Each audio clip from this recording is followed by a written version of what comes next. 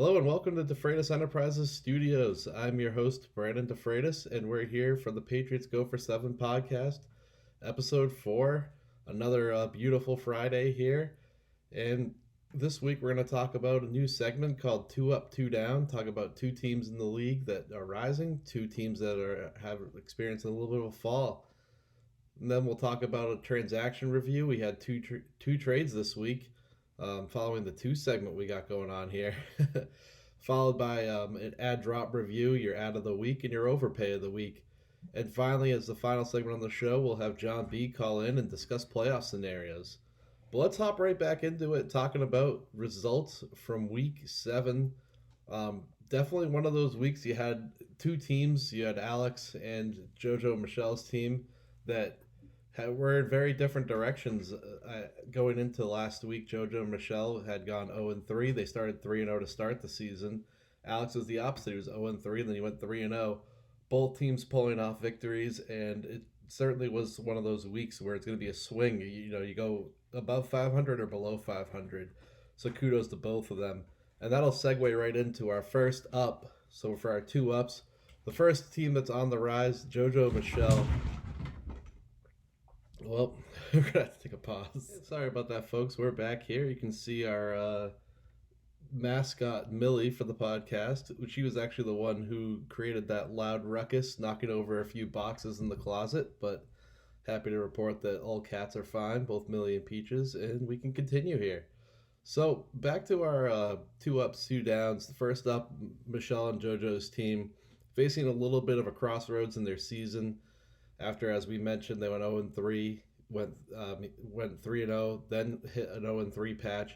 Ends up pulling out the win against a weak Kevin Lee squad. We said on last week's podcast it was a get-right matchup, and it's exactly what they needed to do. And, when Jon comes on later, we're going to talk about the playoff scenarios.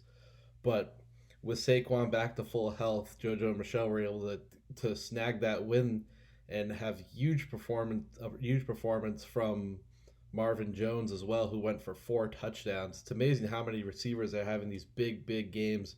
They got theirs from Marvin Jones, and right now they're 4-3, first place in their division, one game over Tony, who has the tiebreaker in points. So it was a clutch win, and definitely deserving of one of our ups for this week. The next up is Alex. We mentioned him again, one of those teams that was a little hot and cold to start the season. He's now 4-3 as a 4-game win streak, heading into the infamous DeFreitas Bowl this week, where he'll line up with my 6-1 squad.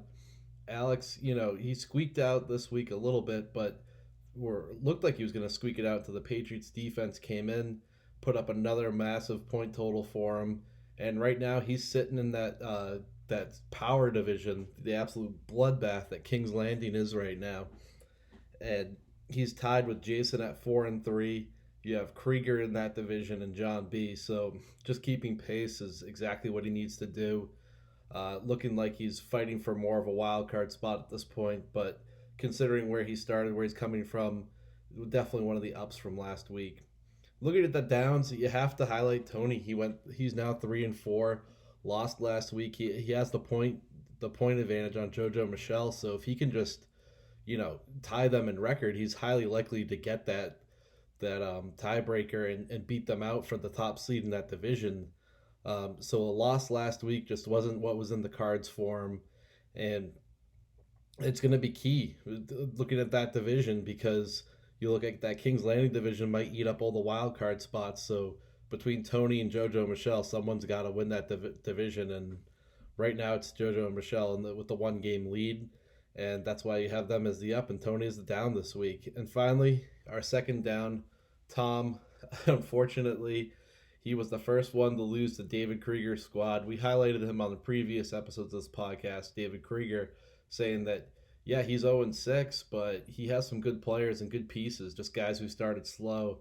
And that, proved right against Tom last week. Unfortunately, Tom's sitting there at 2-5. He's 2 games out of the lead of his division, so he's still in it. He can still come back and win it. It's tough because Tony has, again, we keep pounding the point, this point differential is a huge tiebreaker. It's almost like Tony has a 1.5 game lead on Tom versus the one that you can see on the standings. So Tom's got to get hot quickly, and it might be one of the reasons he, was active on the transaction market this week, and certainly an owner we're about to highlight here in the next segment. But that's our two up, two downs. I don't want to go on without mentioning some of the other owners and recapping what they had go on last week. So we'll do a quick recap on top of it, even if they weren't highlighted as an up or a down. My team was 6-0 going into the week. Lost to John Krieger's squad. Big playoff implications here because if I had beaten John, would have been a 2-game deficit to Jon B in that division. Jon B has the point differential on everyone in the league. So definitely one that John wanted to stay at least a game within Jon B. 87-79 result. Both teams struggled. I finally stopped getting a couple of those lucky wins and fall to 6-1. But again, we'll review the playoff scenarios. It's not especially damaging for my playoff hopes what happened last week. Again, Dave, we highlighted David, or Tom losing to David. David put up 117 points. He got a huge performance from Jacoby Brissett, one of Sony Michel's best performances of the season. And like we said, he's dangerous. I mean, look at this lineup. The way Brissett's playing, Michelle, Jacobs, Alshon Jeffrey, Terry McLaurin, Cortland Sutton was one of the big breakout players this year, especially now that the Broncos have traded away Emmanuel Sanders. So be careful. He's going to change some things down the stretch, and mathematically he's still in it. David could make the playoffs at 7-6 as long as he puts up some good points, and depending on what happens in the rest of the league. It might be tough though with that King's Landing division that they looks like they're gonna snag a bunch of the wild cards. Looking at one game we haven't highlighted here, Jason with the big performance over Matt. Both teams were 3-3 going into it, so swing matchup. Jason took it 133-90. Really, the main difference here, Jared Goff against Atlanta. You got to start your quarterbacks against Atlanta, and Jason did. And DeAndre Hopkins finally had his first big game since week 1.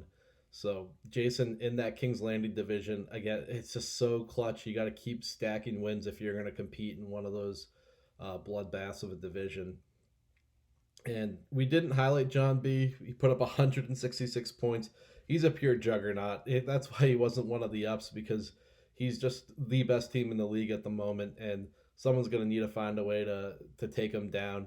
Hopefully, hopefully someone does at some point and prevents him from the second straight league championship. Sorry, John, but looking at his squad, it's just so hard to see him losing any given week, and it's going to take some big circumstances when you go up against him. He's the type of player that when you go play him, you got to throw your high upside players in there and hope that they break out. Finally, again, look, Tony, it's disappointing. He only put up 50.9 points, and he has a good squad. This is a team that put up 180 2 weeks ago, and much the same players going. He just had all the duds last week. Will Fuller got injured. Fitzgerald did nothing.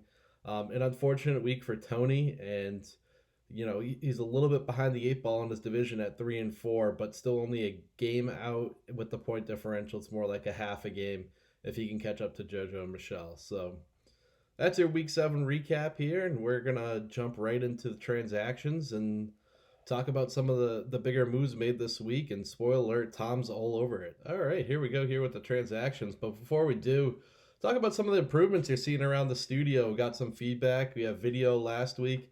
This week we got the arm for the microphone, and try to come up with a little bit of a background. Eventually put some jerseys up. So we appreciate you hanging in there. If you ever want to join the show, let us know. We love having guests, and hopefully we can have some live guests sitting here at the table with me in the future. So a little bit week by week, and we appreciate you sticking with us. Moving right into the transactions here. Again, we kind of prefaced that Tom was going to be heavily involved, and we'll kick it off here saying Tom is getting the ad of the week with Ty Johnson for $51. And you might think that would have come through as the overpay of the week, but Ty Johnson, running back for the Detroit Lions, he was the backup to Kerryon Johnson, and Kerryon went down last week. He's out for the season. Well, he got put on IR and injured reserve, and the earliest he can return is week 16 just seems unrealistic. If you're going to hold on to on Johnson, are you really going to play him if he happens to be available in that Week 16 matchup? I don't think you can. And that so Tom goes out and he says, "I'm going to spend money to get Ty Johnson." For anyone who was following his team all year, Tom drafted Nick Chubb. After that, he was mixing in Jordan Howard, um, as well as Peyton Barber in that backfield, and really trying to scrape together any sort of number two running back he can. He since added Ty Johnson for $51, and I think Ty's going to be a nice running back too for him, and that's why I'm highlighting it as the ad of the week. And you look at the upcoming schedule, particularly Ty Johnson plays that New York Giants defense that just got torn apart by Chase Edmonds last week, and then follows it up with a matchup at Oakland. Anytime you need a running back that bad and you can find one and only give up fab, which, like, at the end of the day, what's fab? We like to budget it out, but it's not worth anything if you don't use it. And Jason learned that last year. He's been a little bit more of a spender this year, but Tom goes out, spends what he needs, and we're going to give him some kudos there for that. All right, our overpay of the week. This one was interesting to me.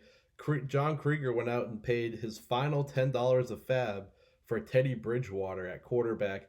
Bridgewater, the Saints quarterback, with a great matchup this week against Houston, and I think a lot of people wanted to go out and attack that matchup. I know I had a waiver claim in. He wasn't my top guy, but he was there. Jon B had a waiver claim in, and it's just a little bit pricey. And the reason Krieger's getting the overpay of the week, number one, he doesn't even own Bridgewater now. This was done Wednesday. He's released him by Friday. The Saints have come out and they're not committing to Bridgewater this week. They're saying that Drew Brees might be back.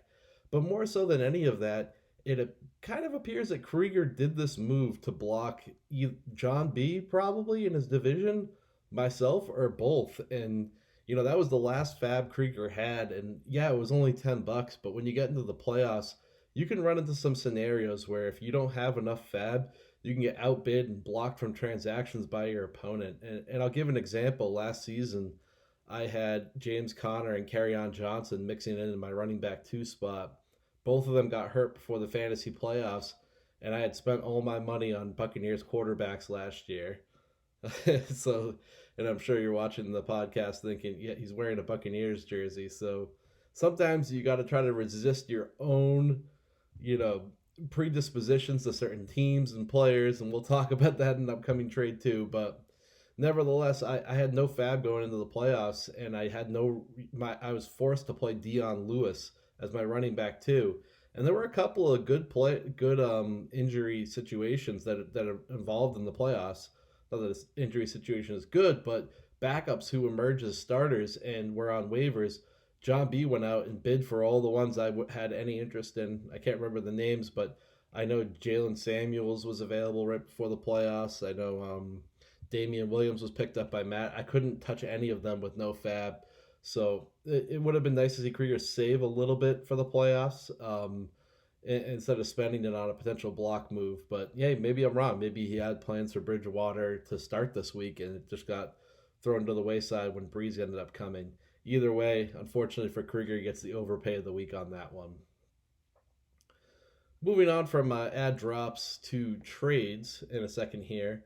But I'm going to pull up the transaction page, make sure we highlight any others that might have happened that, deserve a little bit more attention than just getting completely glossed over here. I think, Tom went back in on Peyton Barber, who he released for a spot starter last week. That's always a nice ad. And I thought one that came through today on Friday was great by Krieger. And I was just saying he doesn't have fab, but picks up Mark Walton, released by Tom. And Walton is emerging as a starter in Miami. You can argue, of course, that, a running back on a bad team is, tough to put up fantasy points, but again, you could end up in the situation I was last year where you're scraping together for whoever you can get who gets carries on a consistent basis. And a guy like Mark Walton can be interesting in that scenario. And getting him free of charge this morning was a really good ad by John.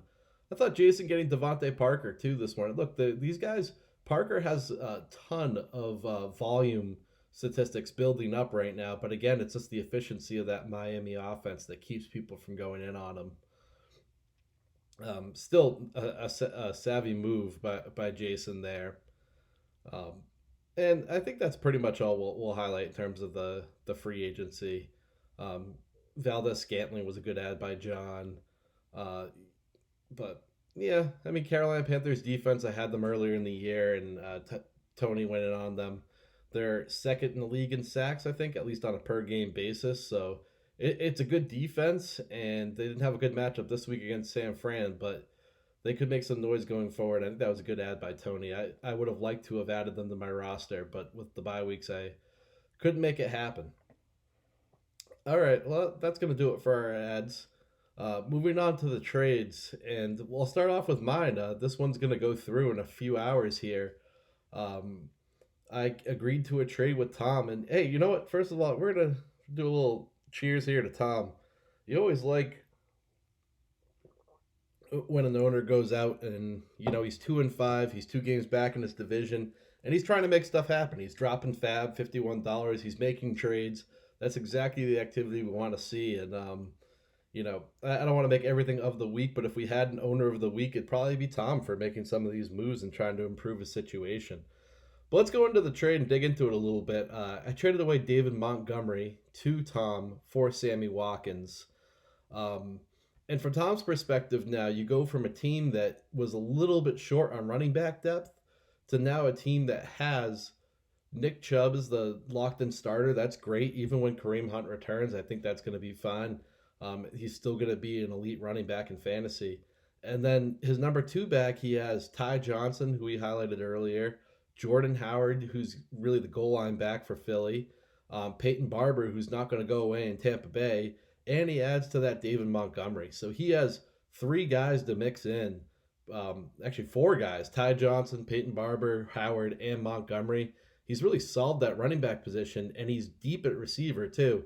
I think Tom has a team where he can make a run here, especially, can George Kittle get on a roll? Michael Thomas is going to get Drew Brees back. Brandon Cooks is definitely going to have a better second half of the season. Jarvis Landry too.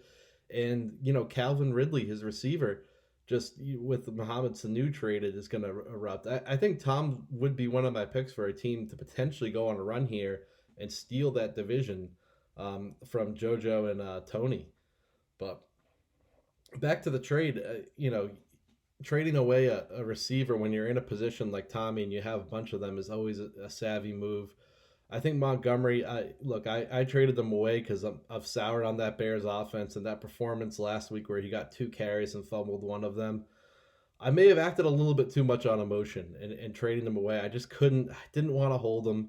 He has a good matchup against the Los Angeles Chargers, but I was really worried about my flex positions. And right now, having Sammy Watkins come back while Matt Moore is the quarterback, it might not be super interesting. But Pat Mahomes was practicing on a limited basis, which is incredible this week. Gives him an outside shot to return next week, and maybe I would expect him back by the week after the way things are trending. And Sammy Watkins is the number 2 receiver target in that offense. I think having Tyreek Hill back is only better for his value. You saw that in week 1. Defenses weren't keen in on him. He plays that slot role. I really like that. Like these guys in the slot roles, like the Godwins and the Thielens and Sammy Watkins in Kansas City, get a lot of targets, and that's why I went out and got him. In the short term, I think it's a downgrade for my team, but sitting there at 6-1, I'm willing to make a play and try to solve one of those flex positions so I can go out there and compete with some of the juggernaut Jon B teams of the world. So overall, an interesting trade, and I mean, a little peek behind the curtain. Tom and I have been talking since the preseason, as we always do in Old Orchard Beach. We have our discussions, and we've had, they heated up recently and got to the point yesterday where it was like, hey, I'm ready to move on from David Montgomery now. What can we make happen? And I guess the final thing I'll say about this is, again, know your opponent. I said I dropped most of my fab last year on the Buccaneers quarterbacks. Look what I'm wearing. I've always been a Sammy Watkins guy. I don't know if Tom knew it, but I love me some Sammy Watkins. I had him in his breakout year with the Buffalo Bills when he went for 9 touchdowns, over 1,000 yards. I think he's a great talent. He's unfortunately extremely injury prone, but hopefully he's past it this season. And yeah, sometimes, guys just like other certain players in the league, and that's when you can go out and get a good trade for your team.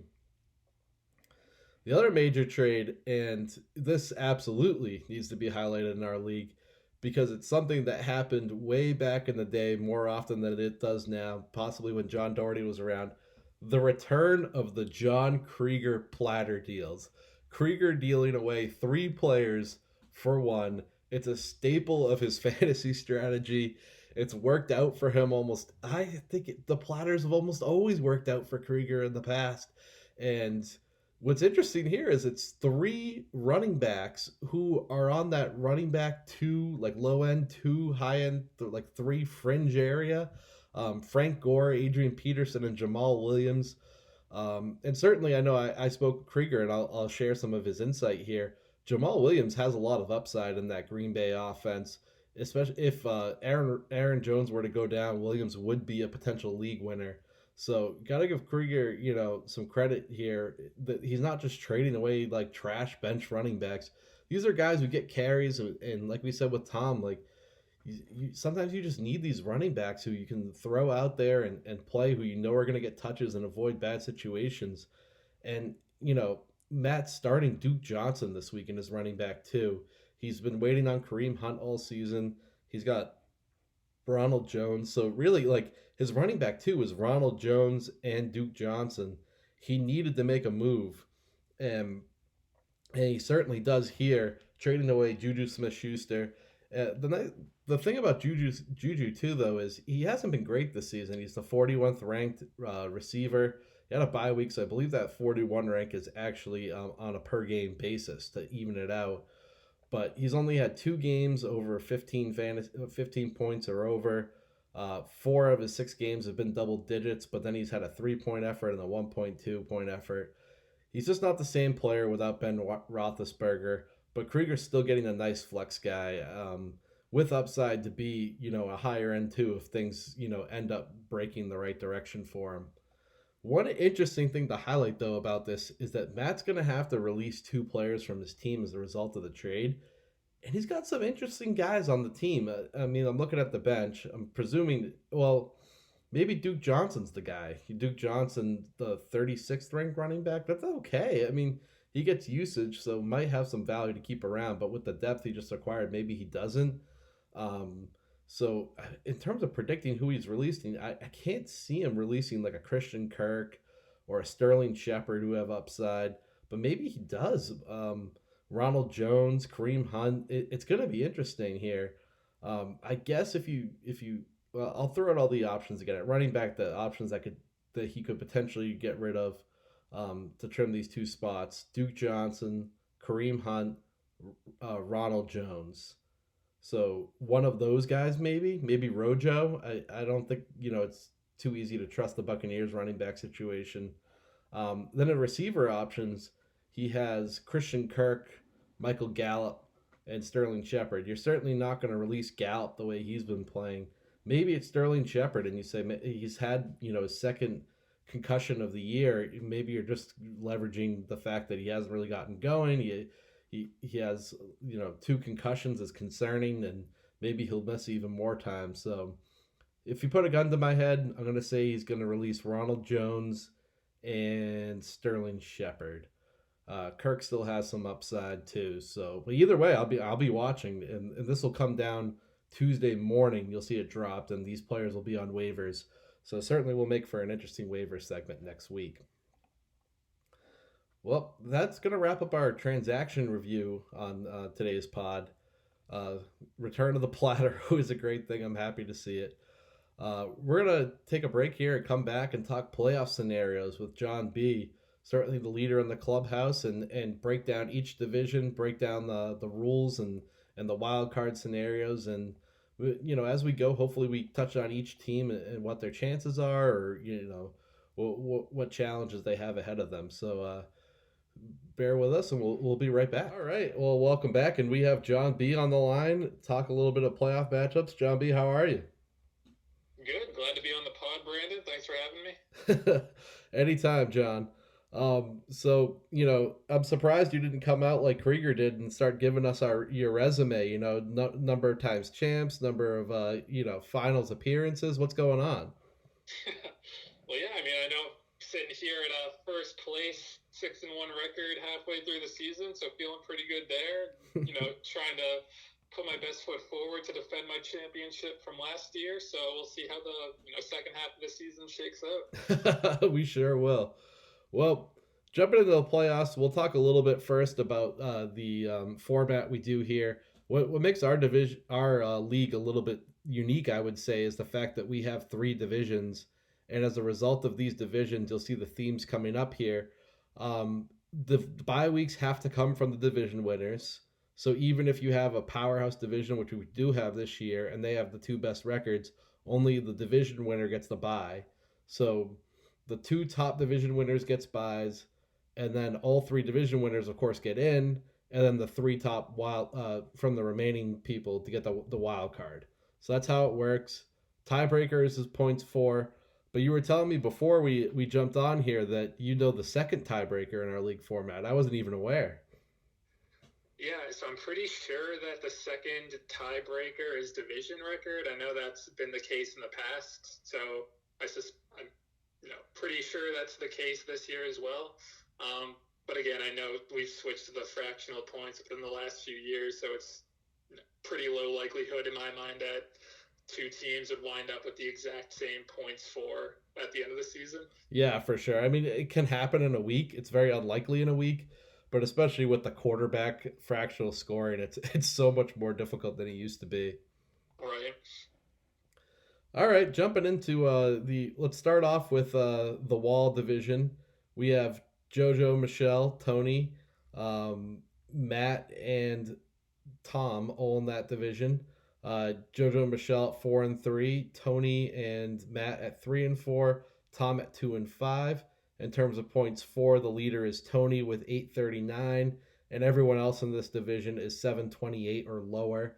So it looks like Tony has an over 100 point advantage in points for. Certainly something that, as we go through the scenarios here, gives him a little bit of an advantage. Jojo and Michelle have the 1 game lead, but without the tiebreaker, it probably acts more as a half-point lead because if Tony catches up that 1 game, he's immediately going to be slotted in at number one. Um, what do you make of this division? Yeah, I mean, it's been pretty competitive so far. I mean, you have three teams within 1 game. Tom just 2 games back of JoJo in first place. Um, yeah, no, I mean, not to knock Matt Green down a little bit, but I view it as more of a two-team race between JoJo and Tony. I feel like Tony's been kind of the team that's gotten the short end of the stick.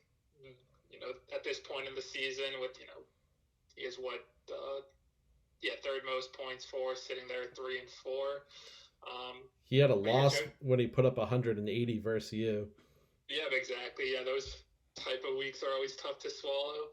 Um, but I think he has a strong team. He's sitting there with some talented players. I know JoJo has Saquon Barkley coming back, so I think she's in a good spot as well to try and keep things rolling and hang on to that lead potentially down the stretch. But yeah, I think both of those teams are in a good spot to take that division.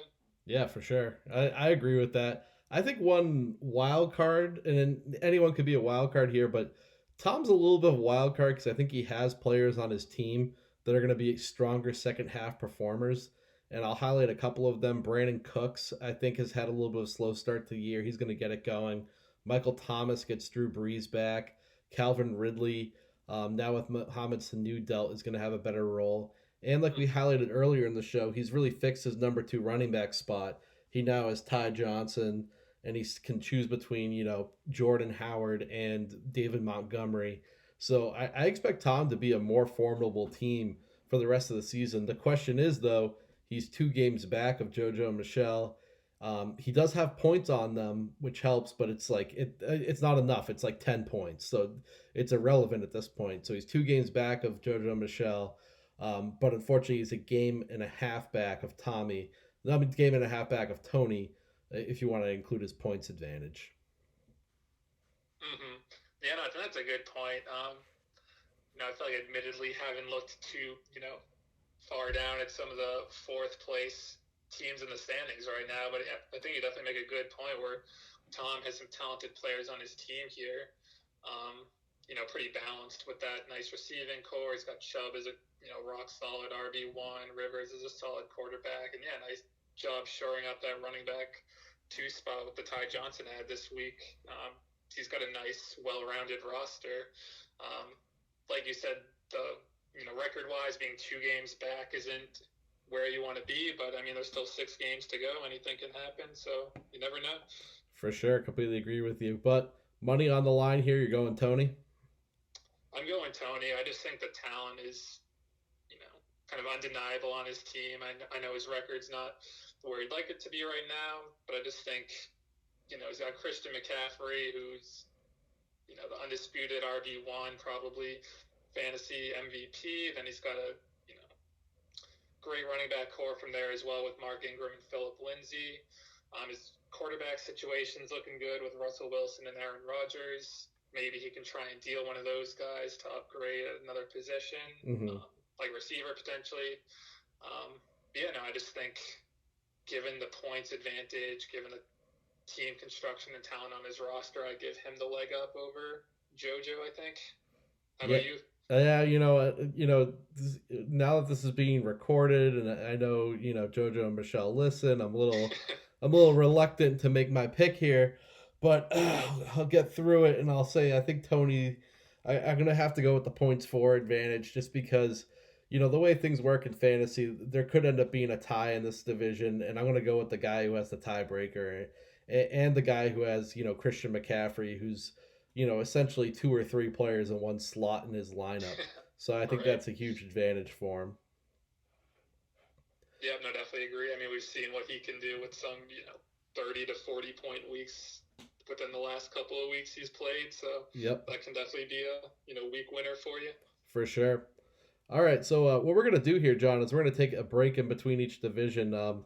For those, listening to the pod posted to YouTube, you might not have noticed that we did this whole segment and we lost it, and now we're re-recording. So we're going to be a little bit more careful. We're going to save after each division just to make sure we don't lose the whole thing and do it again. So bear with us, and we'll move right on to back here to talk about the Winterfell division. John's still on the line.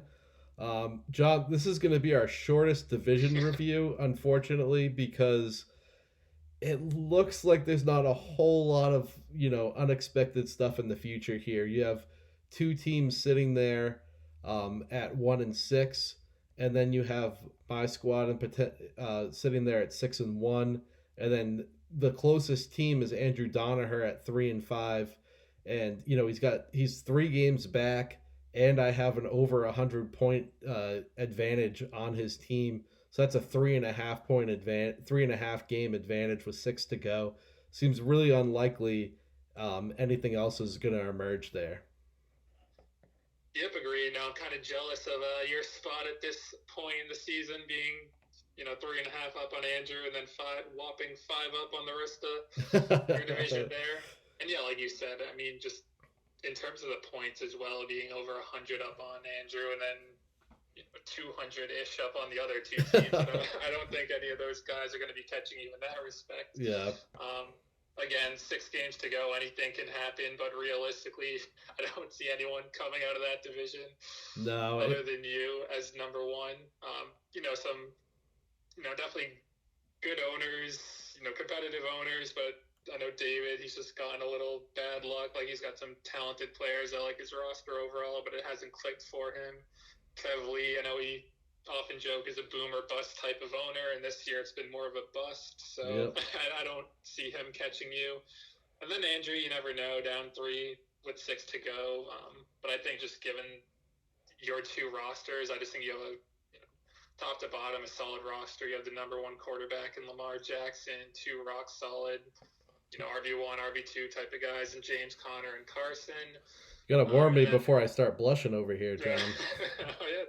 We'll pump up your tires a little bit. But then the Tyreek Hill edition, I think that's a trade that's worked out for both you and David. But I think he's, slipping into your receiver 2 slot. I think that was a nice add for to shore up your starting lineup. Yeah.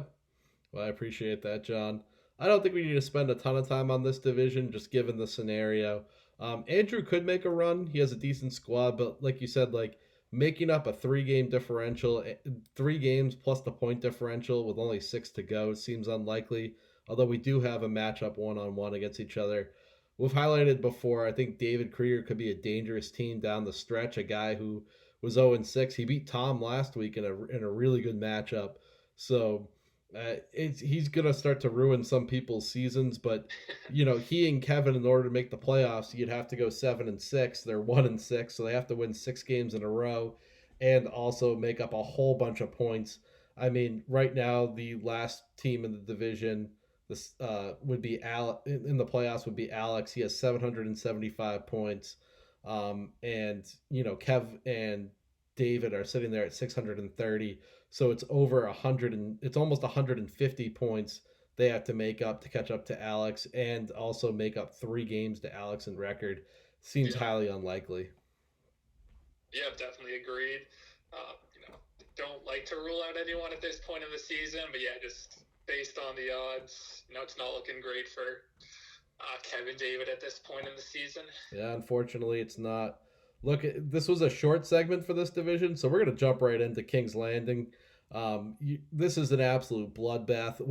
I would call it the best division we've ever had in our league, which is saying something because we've had divisions with 3 teams that are really good before, but then the fourth team is a cupcake, and you kind of like playing them. These are 4 solid teams, and Alex has turned his season around. Each of these teams, like, so right now by the rankings, which isn't how the playoffs work, but overall rankings, you guys have 4 of the top 5 teams in the league. The lowest points for is Alex at 775 points for, which would come second in the Wall division and second in Division 2. So he's at no scrub at all. You're sitting there at 6-1 with the incredible commanding points lead with 987 points. Next is Krieger with 855, Jason with 802, and Alex with 775. So I mean, we don't need to dissect it too much to me because you have such a points lead that it's hard for me not to pick your team there. Obviously, Krieger can make something. He's a game back. But with your points lead, I'm going you. And I guess I'll just highlight that Alex probably is going to want some bigger scoring weeks to get his points up compared to his division mates, and for the wild card as well. Yep, no, definitely agreed. Um, yeah, like to try and stay modest, but I mean, gun to my head, I think I'd pick myself to win the division as well, just because, yeah, halfway through the season, I have a solid points lead on Krieger, who's sitting in second. I think done a nice job in the draft, building my team, a lot of talented players there, so I'm feeling pretty good at sitting here at first place at this point Yep. in the season. But again, it's just such a competitive division. Just being 1 game up on Krieger, 2 games up on Jason and Alex with still 6 games to go. Yep. Anything can happen. Alex and Jason could get hot. I could go in a little slump. So Mm-hmm. there could be some shuffling in the rankings down the stretch.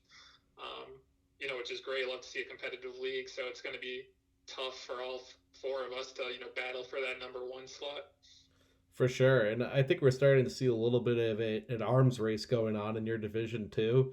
Krieger and you have been very active in both the trade market and the ad drops. Alex made a bunch of great waiver claims. Jason even spent $8 of his fab, and I think it's appropriate for us to go back to last week and talk about that trade, the Pat Mahomes trade, where you traded away Carson Wentz and Darren Waller for Pat Mahomes and Austin Hooper.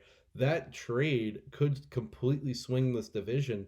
And I know we've been texting all week. We went from, oh, this is huge for Jon B. He's getting Pat Mahomes to pair with his 2 great running backs, to, oh, Pat Mahomes might not return this season. Well, what a deal, and what shrewd thinking to Krieger. And now we're back to, well, Pat Mahomes is practicing limited. This looks great for Jon B. So we really have no freaking idea where this one's going to end up. All we know is that it's going to change who finishes first in that division and gets a bye week for sure. Yeah, no, it's definitely pretty blockbuster deal.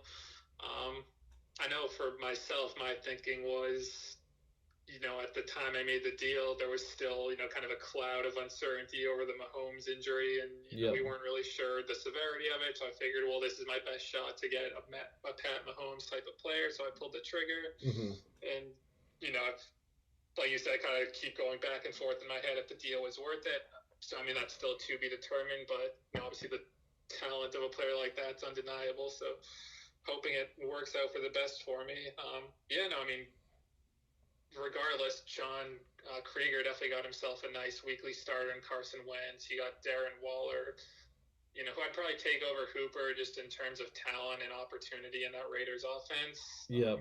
Yeah, he's just got a really competitive team himself. So, he's breathing down my neck. And, yeah, he's got guys like Alvin Kamara and, a nice receiving core with T.Y. Hilton, DJ Chark.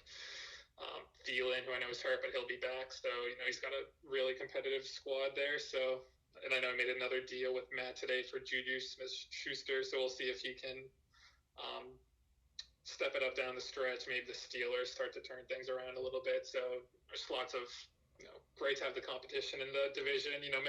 Makes the stress level go up a little bit, but definitely good for the league. Yeah, you're not taking baths at the spa with me, wondering if Andrew Donaher can stress you out enough to Yeah. to leave. Yep. A little envious of your slot over there, but Well, no, jokes aside, love to see the competitive nature of some of the longtime owners with me, Krieger and Alex, and I know Jason's been a nice addition to the league in the last few years, and seeing him there at 4-3, you love to see it. Right, for sure, absolutely. And I do want to highlight too, I think this is a crossroads week for that division. Alex and Jason are still in the division winning hunt because, I mean, they're 2 games back. It's technically 2.5 games, but you're still in the hunt at that point, I would say. And they really need wins this week. Yeah, I look at the matchups for you and Krieger. Krieger is up against Kevin Lee's squad, so it seems likely Krieger gets the win there. Um, you're out there. You're playing against well, so you're against Matt Green. It could be a good matchup there. Nice week from Dalvin Cook to start it off. But in order to keep pace, Alex is in the DeFreitas Bowl, and no one ever really knows where the DeFreitas Bowl is going to end up. Um, so he's got to squeak out a win there. It's really important for him. And then Jason's up against the new and improved Tom team. That's they're both projected for 111 points. So a couple of close matchups for teams in your division that are hanging on to division winning hopes. And I feel like if you win this week and they lose, that'd be 5 games left with a 3.5 game deficit. I think that would be end of division race for them. But I mean, still in the wild card for sure. Yeah, no, if I'm up 3.5 with 5 to go, I'm definitely feeling, a little more confident than, where I'm sitting now. I think that's a good point. I wasn't even really thinking about it that way, but yeah, just some of these matchups between, Jason and Tom, 2 teams trying to get, lock up a wild card down the stretch, or, Jason's still in the division hunt as well. And yeah, the DeFreitas Bowl, always a fan favorite. I know I'm always watching and tuning in to see how that one shakes out. So I know Alex is hoping to keep the train rolling there and get the win over you. I mean, it's still anyone's game. That Jason Tom matchup I think is going to be huge because I know if Tom loses, his playoff chances take a pretty big hit. Yep. And then just amongst the 4 teams in my division, no one wants to take an L at this point and drop a game to any of the other 3. Right. Agreed. Well, we're going to take a quick break here, but when we come back, John, we're going to talk about why you and I should be rooting for each other's teams despite competing and going back and forth for the 1 seed. And we're going to talk about why the 1 seed might not matter. Back in a second here. All right, and we're back here. John, before we hop into talking about the 1 seed and some of the playoff bracket scenarios, I'm looking around my studio here. I got a couple of buddies with me. I got some pop figures. I have Krillin, Goku, Super Saiyan Goku, Piccolo, and Gohan. Out of those characters, who are you partial to in DBZ? Oh man, it really put me on the spot here. I mean, Piccolo is always a classic. I mean, he's always been there. You know, he's trained Gohan to be who he is today. So I mean, Yep. without him, we don't have Gohan. Going Super Saiyan potentially and beating Cell. But That's the hard Krillin, hitting. I always got the soft spot for. You know, he's died countless times for the cause, so gotta respect that as well. So what I'm hearing is you're leaning Piccolo here, right? I go Piccolo. Yeah, how All about right. yourself? Out of everybody here, it's I was always partial to Gohan. I like what he does. The Cell is a big win for him too, and Yep. he's got big shoes to fill. Goku's just like a little unfair throughout the entire series. Yeah, got the little bit of the underdog factor going on for him. Yep, for sure. Well, speaking of underdog factors and anyone playing you this year, looking at the number one seed, there's been a bit of a back and forth, and I know I've caught myself trying to compete with your point totals, but I really don't think we have to because both of us are at 6-1. The other division winner is 4-3, and we both have a points advantage on the other division winners. Unless it's Tony at 839, he has two more points than I have on the year, but Tony's also 3 games back of me. So it looks like the buys are coming from our division. So one way or another, it seems like we're better off just rooting for each other at this point of the season. Yeah, no, I'm kind of with you there. I mean, I know it doesn't sound like the hot competitive take, but I mean, yeah, in terms of record, we're both sitting here 2 up on JoJo, 3 up on Tony, who's close. I mean, Krieger's close to me as well, but closest in points in terms of potential division winners in the Wall division. Yep. So yeah, I know. Definitely. Just trying to do the best I can, and if the 2 division winners can come from our 2 divisions, no complaints on my end. Absolutely. I think what's interesting here is if you pull up the playoff scenarios on the website, um, so what will happen is the 1 seed plays against the 4 and the 5 seed, and the 2 seed plays against the 3 and the 6. There's no reseeding. But because of our division, the way we set it up, the 3 seed is the worst division winner of the 3, and the 6 seed is the worst of the wild cards, whereas the 1 seed goes up against the 4 and the 5 seed, who are the 2 top wild cards. And especially when you have a powerhouse division, the 1 seed could be going up against the 2 next best teams in the playoffs if you take the bye weeks out of it. It seems like the favorable place to be is the 2 seed this year, John. Yeah, no, totally agreed. No, you were saying the 3rd division winner doesn't always equate to being the 3rd best team in the league. I know oftentimes, like this year, it's kind of been Tony, but there's a team who has kind of bad luck. They have a lot of points, but they just run up into some tough opponents and get some losses they shouldn't. And they can end up missing out on the buys again in the 4 seed, for example. And then you can get, if they can get hot in the playoffs, and I know we've seen it in the past with some wildcard teams knocking off some bye teams.